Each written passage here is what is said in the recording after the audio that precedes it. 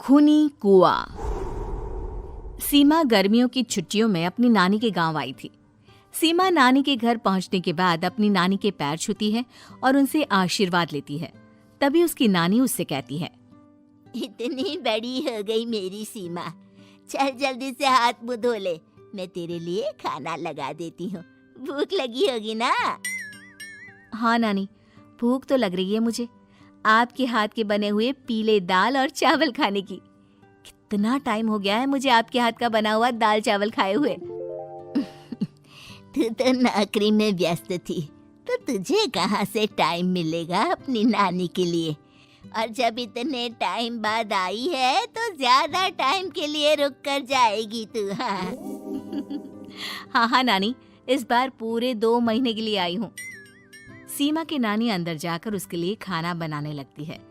सीमा कमरे में अकेली होती है, तभी उसे किसी औरत के रोने की आवाज सुनाई देती है। वो कभी खिड़की से बाहर झांकती है तो कभी दरवाजे से बाहर झांकती है। उसे समझ में नहीं आ रहा होता है कि आखिर रो कौन रहा है। तभी नानी खाना लेकर आ जाती है। वो अपनी नानी से कहती है, नानी, कोई औरत रो रही है क्या? मैं जब से यहाँ आई हूँ तब से मुझे यहाँ किसी औरत की रोने की आवाज आ रही है। हे भगवान, कहीं ये वही तो नहीं? बोलो ना नानी। अरे कोई नहीं रो रहा, ये तेरे मन का वहम है। और तू ना अब खाना खा ले, ज्यादा यहाँ वहाँ की बातों में ध्यान मत दिया कर। जल्दी से खाना खा और फिर मेरे साथ आ जा मेरे कमरे में, दोनों बैठकर खूब सारी बातें करेंगे। ऐसे ही अगले दिन सीमा अपनी नानी के साथ गांव के बाजार जा रही होती है। उसी रास्ते में फिर से किसी औरत के रोने की आवाज आती है। वो अपनी नानी से कहती है, अरे नानी, क्या सच में तुम्हें अभी भी किसी औरत की रोने की आवाज नहीं सुनाई दे रही? मुझे किसी औरत की बहुत बुरी तरीके से रोने और चीखने की आवाजें आ रही है। मैं बहुत परेशान हूँ नानी, आखिर ये कौन है? मुझे लगता है कि सीमा को शहर भेज देना चाहिए, यहाँ रहना उसके लिए ठीक नहीं। नानी बोलो ना, आप चुप क्यों हो जाते हो? सीमा, तू घर चल, मुझे तुझसे बहुत जरूरी बात करनी है। नानी सीमा को घर ले आती है और सीमा से कहती है, सीमा, कल सुबह तू शहर वापस चली जाएगी। अरे अचानक? आखिर क्या बात है नानी, आप मुझे ऐसे जाने को क्यों कह रही हो? मैं बस जो कह रही हूँ उस पर ध्यान दे। तू कल सुबह यहाँ से चली जाएगी, और ये बात मैं कोई मजाक में नहीं बोल रही। तू कल जाएगी तो मतलब जाएगी। अरे नानी, चली जाऊंगी मैं, ठीक है, पर आखिर बात क्या है ये तो बता दो। मम्मी से कोई बात हुई है या फिर मुझसे कोई गलती हुई है जो तुम मुझे अचानक से जाने के लिए बोल रही हो? देख सीमा, रात बहुत हो चुकी है और मुझे इस बारे में कोई बात नहीं करनी। चल, अब चल के मेरे साथ सो जा। सुबह की बस पकड़कर तुझे शहर भी तो जाना है।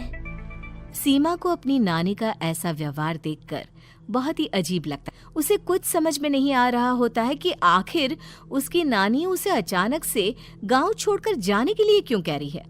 ये सारी बातें सोचते सोचते सीमा की आंख लग जाती है और वो अपनी नानी के साथ सो जाती है। ऐसी ही आधी रात को सीमा को फिर से किसी औरत की रोने की आवाज सुनाई देती है। वो उस औरत की आवाज सुनकर बार बार करवटें बदल रही होती है और तभी उसे सपने में भी एक अजीब सी औरत की परछाई दिखाई देती है, जो इतना चीख चीख कर रो रही होती है कि सीमा डरकर उठ जाती है। वो पूरे पसीने पसीने हो रही होती है। वो अपने आसपास देखती है तो घर में बिल्कुल शांति का माहौल होता है। सीमा घबरा जाती है। वो अपनी नानी को जगाने की कोशिश करती है, मगर उसकी नानी नहीं जगती। सीमा को फिर से उस औरत की रोने की आवाज सुनाई देती है। आखिरकार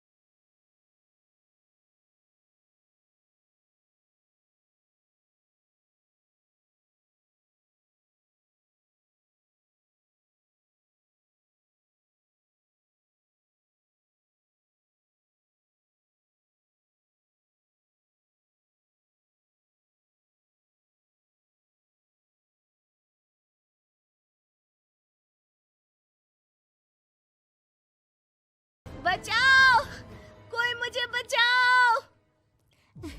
मेरी बच्ची, हम आ गए, हम तुझे बचा लेंगे।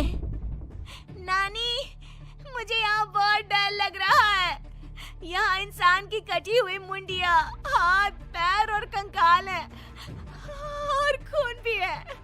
नानी, मुझे डर लग रहा है। आप सब मेरी मदद कीजिए, नहीं तो ये खूनी कुआं मेरी बच्ची को भी खा जाएगा।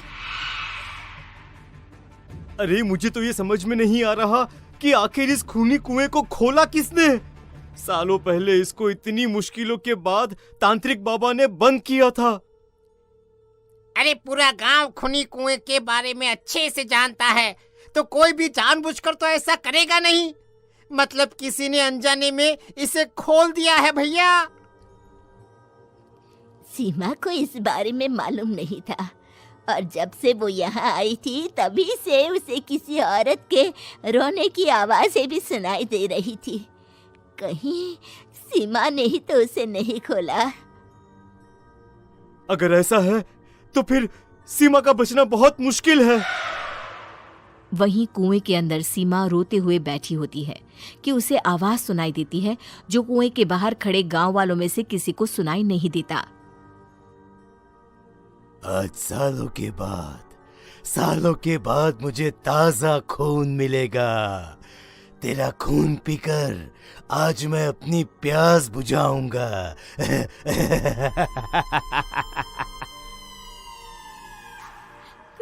कौन है? मत मारो प्लीज, मुझे जाने दो प्लीज। मैंने किसी का क्या बिगाड़ा है?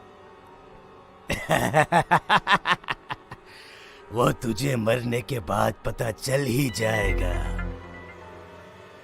जितने में गांव वाले और सीमा की नानी कुछ सोच पाते, उतने में उन्हें सीमा के चिल्लाने की आवाज आती है और अगले ही पल सब शांत हो जाता है। क्या हुआ? सीमा, मेरी बेटी। माफ करना बहन, लेकिन अब सीमा वापस नहीं आएगी। हमें एक बार फिर से कुएं को बंद करना होगा।